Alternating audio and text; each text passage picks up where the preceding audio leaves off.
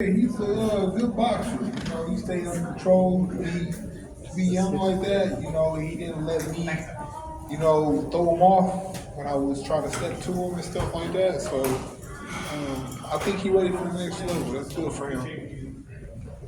Terrence, how did you assess Steven's performance tonight? Really good, tough 12-round fight. What'd you think of Steven tonight and Pacheco for that matter? I think both of them showed a lot of heart and grit. I think Steven did a tremendous job. He just started a little late. I think the cut got to him a little bit when it happened. And Pacheco did what he was supposed to do. He jabbed. He stayed disciplined with his distance. And when it came down to fighting, I just felt like, it was too late.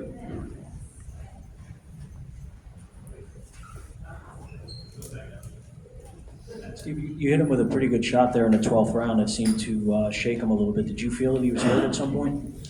Yeah, for sure. It was a couple times where I caught him with some good shots, and I just seen his body language. But like Bud said, I should have kicked the gas in like a little earlier. But man, it sucked to be on this end of the fight game. But we got to get away from people taking losses and they're like, oh, that's over for him. Like, nah, we got to make these fights, these big fights happen. That's why I went for him. And how much did the cut affect you? Obviously, you had to fight most of the fight with it. That was a big reason why my game plan kind of got thrown off. I started off good, feeling good, movement, everything was going good, but then caught me with that right hand. And it wasn't hard, it was just right at the end of his gloves and split up a whole cut I already had. And that changed the whole game. You got out of here with fight news. You kind of answered on that cut. However, obviously that was a factor for you. Did it slow you down? Did you feel you could have done more had you not been cut? For sure. If I didn't get that cut, I think the fight would have been a whole different type of fight. But I know a lot of people here don't understand how it feels when you get a cut, and you get the cut. It's not the cut that bothers you; it's when it goes into your eye, and you start seeing orange and yellow, and you really can't see. Like I said, that would throw off anybody. Had one eye basically, but you know what I mean. He did what he was supposed to do. He stayed composed. He stayed on the outside and let me dog him like I wanted to, and he came out victorious. Stephen, what was the conversation you had with yourself before the 11th round, and what did you learn about yourself? Um, I didn't learn anything about myself because I already knew. Like I said, I've been through hell. Another man in the ring, that's fun compared to the things I've been through. But going into that 11th round, I really didn't even know like the rounds. I wasn't even counting the rounds, but they said, hey, 11 rounds. Oh shit, I gotta kick it up. I wish I would have got that a little earlier, and then I would have kicked it up. But like I said, that's me. I should have, been on it, the gas like earlier.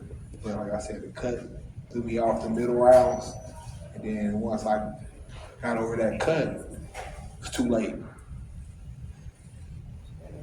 So.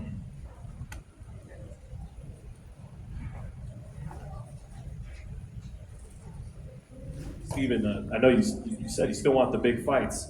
A good style matchup would probably be you and Christian Mabili in the weight class. What would you think of that fight? Hey, I want to fight any of those guys. I hope they call me out or hope they accept a fight from my team. Because, like I said, we got to get away from, people making these fights and avoiding certain people. They don't do it in the NBA and NFL. Like, you fight your bracket. Like, let's fight. That's what the game for. That's what the fans want to see. They want to see big fights. They don't want to see fights they know that somebody's going to win. Oh, he going to win this fight. He's supposed to. If he get caught with a good shot, that's the upset. No, make these big fights. Let's make them happen. It's more than Billy. You got a lot of other guys out there. You got Edgar. All them guys out there, man. I want to get in with any of them guys. All of them. I ain't gonna sit here. I can't think of all the names, but y'all know. I want all of them. No matter. Any other questions? Nelson, today you showed that you a dog in the ring. You know what I'm saying? You wasn't backing down for nothing, even when you got the cut, even when you was looking tired, even when you got caught with some shots. What in you made you just stay up and like keep fighting like that? Because not anybody could do that. A lot of people just would have took a knee or something like that, and you was like, I'm gonna nah, keep not on me. telling people, man, I've been through hell, man. This ain't nothing. This is fun. This stuff right here we do, man, this is nothing compared to stuff I've seen. So to go to that deep end, God give me that power to like and that energy to go, I'm gonna go. A lot of people they get to that point where, the fight ain't going their way, then they just fold. Not me. I'm gonna step up, I'm gonna step to the plate. I've always been like that since I was a kid. Nice, I respect that. How do you see a fight with you and Caleb Plant going? Shit, that's my boy, but if they want to fight, we can fight. It don't matter. Would you like that fight? Of course, when I say any of those big names, let's make them happen. This is a fight game. Like I don't know any of these guys personally, so I'm not beefing with none of them. But this is a sport. Let's make the fights happen. That's what the fans want to see. Otherwise, the sport gonna go like this. We gotta keep on making this sport look good because that's what people want to see. They want to see this beat each other up. Nice, I respect that, man. Liliana for Chicana Boxing. Hi, Steve. Did you see that he was looking at the clock a couple times? What did you think? And you seemed like you were taunting him a little bit. What were you telling him? I knew. I was like, oh yeah, hey, I'm gonna take you to the deep end. He was like, he's looking like I knew like he didn't want to make that fight, and then we would get clinched up. He would be passing like, all right, break, let's break, clean break. Like, nah, like it's fight. Let's go. Anyone else?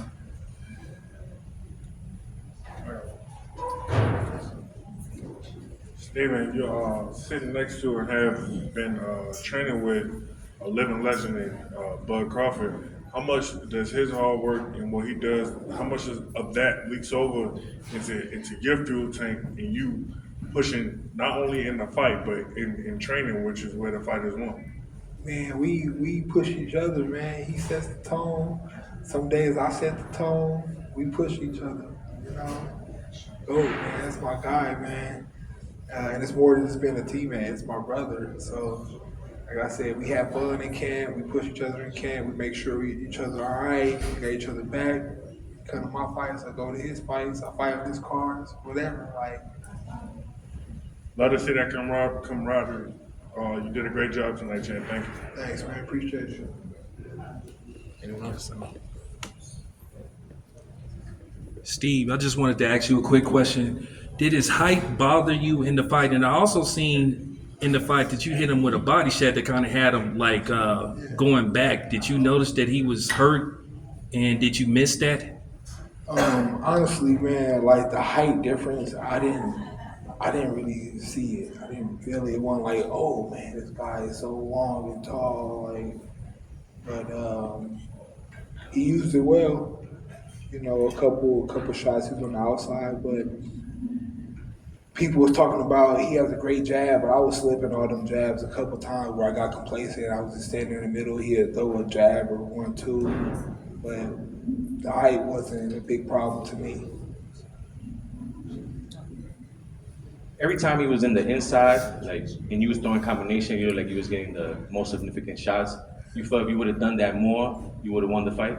Of course, you seen it. Yeah. Like if I would have pushed more on the inside, the fight would have went a different way. But I could say when I could have did, what I should have did, but I didn't. So that's why I'm sitting here. The loser sucks, but part of the game. I think you still have won this thing. You won mad fans, for sure. Now people going to respect you after this. Definitely. I hope everybody know that. I'm supposed to be up there with these guys, man. I've been begging for these fights for years, and just now getting an opportunity. And I pray that I get more opportunities from any of the top promoters. Steven, right here. Go Artist Sports, Steven Guerrero. Congratulations on a good performance. I feel like you have bigger fights still, coming your way. It seemed like you guys were talking a little bit in there. I see him mouth something and then you'd smile. And we was talking about stuff like yeah. What were you guys talking? He was congratulating me. I was telling him like yeah, that's that word. Yeah, let's get it. He said you a hell of a fighter. He was saying stuff like that. I'm like yeah, you good too. Let's keep going.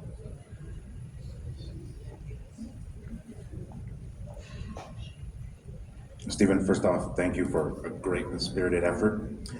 It was said earlier that we saw the dog in you, right? When you step in the ring with Steven Nelson, you're there for 12 rounds, you got to pack your lunch, right?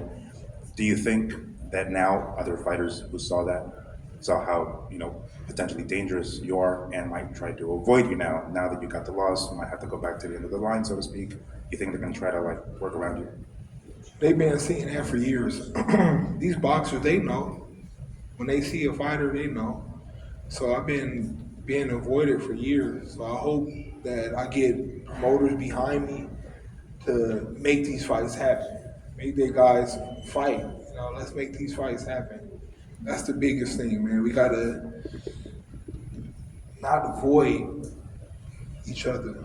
Make these big fights happen. That's what y'all want to see, right?